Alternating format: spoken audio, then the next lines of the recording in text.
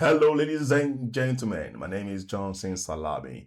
It's our Friday. Today is TGIF edition of JV Trading News, and then we'll be looking at about five news headlines. I'm going to review it. I'm going to see what is it, and what can we do about them. Now, I'll be going straight because of time to the first newspapers review. The first one is from 5G, talking about 5G targets 15 million households for cash support, says minister. That is a minister of humanitarian affairs and poverty reduction. That is Bedadero, declared that yes, it was around 7.9 million in the household registered before, but this is going to cover only 15 million.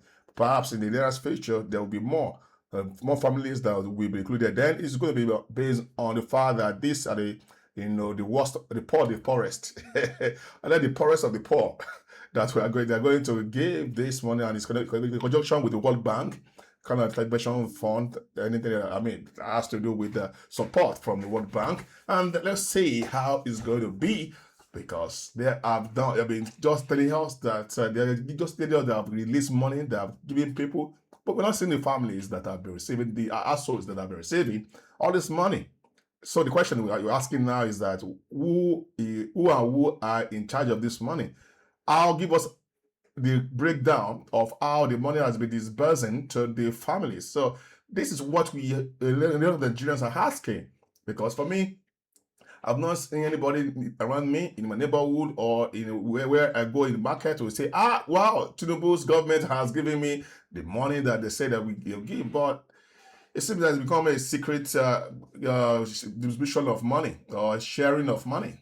And the Tinubu once said that PDP is chop government. Now, when it's not APC turn now, even the chop, there's no chop, hunger that the Nigerians are saying, and that is not a sign that this government really have any clue about how to rule, how to govern, how to make the country prosperous. But let's look at the next one because of time.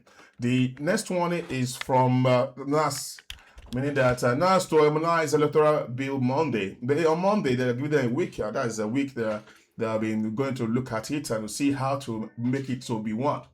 Now, this show that there's no argument that there are some inconsistency in this. What House of Reps also agreed on is supposed to be what Senate also will agreed on, or we work on and ensure that they are the same. Now, there will be another meeting that will be on Monday that they will discuss about it. That will be on 17th. Yes, that's the first time after they have been going off and on, they have been away from Senate. They have not been doing the job. They have been giving themselves a break. For what? With all the money that you people are collecting, you're doing yourself research, or they'll tell you this and that. And at the end of the day, they will just be wasting our money, squandering our money, collecting contracts. What is business of the Assembly and their superiors with contracts? Although the matter of constituency budget and the rest, all those things are the point of as means of siphoning and stealing and embezzling money. That is just the pure truth about that. So let's hope that this electoral reform issue or the other bill everything will be all right. Then there will be mandatory electronic transmission of results, meaning that it must be on RF before any confirmation, before any commissioner or INEC Shaba will say yes, you have won. Then this next one, Shettima arrests Ethiopia for the 39th AAU African Union Summit. Now, that is quite interesting. He left yesterday and he arrived. And I hope that he's going to do making part and also let's see what is he going to do and going to achieve. It will bring back home for the benefits of the Nigerians and for the growth of the country and development of the country. So let's hope that things get better there. The next one is breaking INEC phases February 2027 for presidential election, and then that will be March 6th. I think, yes, if I'm not wrong, March 6th should be for, that will be first week of March. That will be 2 weeks interval, that according to what I've seen. There are matches of 4 that is within that time. So let's hope that they said that this is the time. So let's see what do we do with it, the information now. How are they will be prepared? I think it's about a lot of money, 1 trillion naira that is flying around on internet that they are budgeted for the election. 1.1 trillion. What used to be the national budget of the country of Nigeria is now what INEC want to use for election alone. This is very, very, very sad.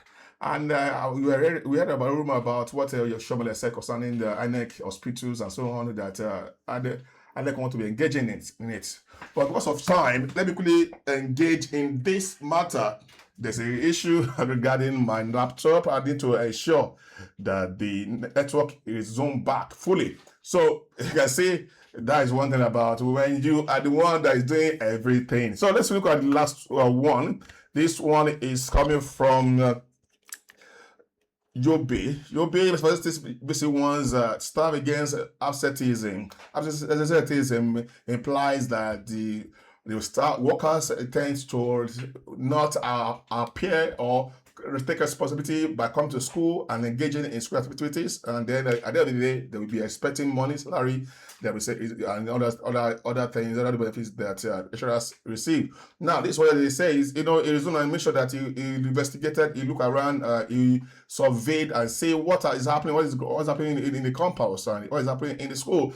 And then they made it clear that yes, because his own administration will ensure that there is a improvement in the welfare of the lecturers and the staff, but there will be no tolerance to absenteeism, meaning that any staff that is not loyal, is not consistent, and appear to attend to work, to do the work he is being paid for, will not be tolerated at all. So that means that is very serious to those who are staff. That has been in the norms in most of the schools we have in the country.